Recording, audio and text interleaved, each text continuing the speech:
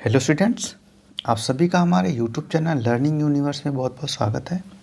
बच्चों, आज हम 7वीं क्लास की वर्कशीट नंबर 22 को सॉल्व करेंगे। ये वर्कशीट आपकी सोमवार 14 दिसंबर के लिए है। आपकी इंग्लिश की वर्कशीट है। आपका जो इंग्लिश का चैप्टर है ashes that made tree bloom, उससे लिया गया है।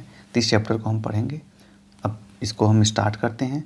तो सबसे पहले बच्चों, आपको ऊपर देखिए लिखा गया है कि फन फैक्ट क्या है, कि मतलब आपके जानने योग्य तथ्य हैं कि जो हम know that people in various countries have different way of eating. दुनिया के बहुत सारे देशों में लोग जो है अनेक तरीक़ों से खाते हैं। डिफरेंट वे ऑफ ईटिंग, खाने के कई तरीके होते हैं। जैसे हम हिंदुस्तानी क्या करते हैं, हाथ से या स्पून, स्पून मतलब चम्मच से खाते हैं। ऐसे बहुत सा जापान में लोग क्या करते हैं, चॉपस्टिक से खाते हैं। जो स्टिक छोटी छोटी होती है उससे खाते हैं। आपने देखा होगा जो चाइनीज़ फूड खाते हैं तो उसमें चम्मच से नहीं चॉपस्टिक से खाते हैं, जैसे चाउमीन पकड़ते हैं। अब हम इस चैप्टर को पढ़ते हैं बच्चों, पैराग्राफ को। In the good old day of daimyos there lived an old couple whose only pet was a little dog. जो पुराने डायमियोस एक मतलब गार्ड थे, उनके समय में एक बूढ़ा कपल मतलब दंपति रहते थे, पति पत्नी रहते थे। इनका एक पालतू कुत्ता था। हैविंग नो चिल्ड्रन, उनके पास बच्चे नहीं थे। दे लव्ड इट एज दो दे बेबी, तो उन्होंने वो उस कुत्ते को अपने बच्चे की तरह प्यार करते थे। The old dame they made it a question of blue crepe, उन्होंने उस कुत्ते के लिए एक गद्दा बनाया, मतलब जैसे हम सोने के लिए गद्दे बनाते हैं तो एक ब्लू क्रेप का उसके लिए गद्दा बनाया गया। एंड एट मील टाइम मतलब जो रात का खाना होता है उसके समय मूको किसका नाम था, उस डॉग का। तो बच्चों याद रखना, नीचे आपको आएगा एक प्रश्न, for that it was made, यानी जिसके लिए वो बनाया गया था, would sit on and snug as any cat, और बहुत आज जैसे गद्दे पर कैट बिल्लियाँ आराम से एकदम सोती हैं, आराम करती हैं, वैसे वो आराम करता। द काइंड पीपुल फेड मतलब खाना खिलाना, पेट विथ टिटबिट्स ऑफ फिश, यानी उनके जो छोटे छोटे टुकड़े होते थे मछलियों के, उसको उसे खूब खिलाते थे। किससे, देयर ओन चॉपस्टिक, अपने ही चॉपस्टिक से खाते थे और उसको भी खिलाते थे। बॉयल्ड राइस इट वांटेड, और जब उसे ज़रूरत लगती थी तो उसे बॉयल्ड राइस, उबला हुआ राइस मतलब चावल खिलाते थे। Thus treated the dumb creature loved it protectors like a being with a soul, और इस प्रकार से इतने प्यार से उसे पाला गया था। तो वो जो कुत्ता था अपने प्रोटेक्टर यानी जो उसकी रक्षा करते थे, अपने मालिक को बहुत ज़्यादा प्यार करता था, बहुत पसंद करता था।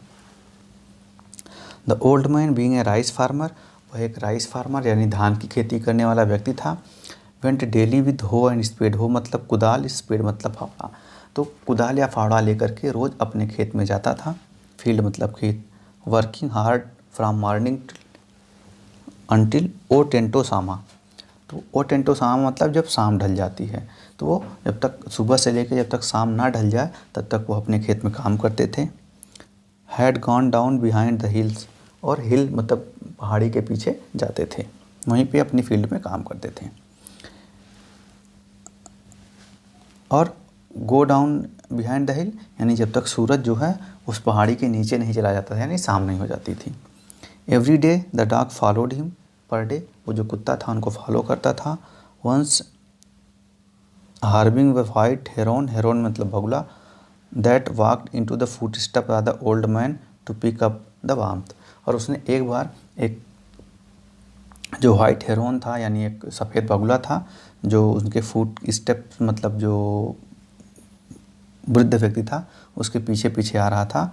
तो नेबर वंस हार्म मी, केवल एक बार उसने क्या किया था, उसको हार मतलब हानि पहुँचाती थी, घायल कर दिया था, क्योंकि वो उनके पैरों के पीछे पीछे चल रहा था।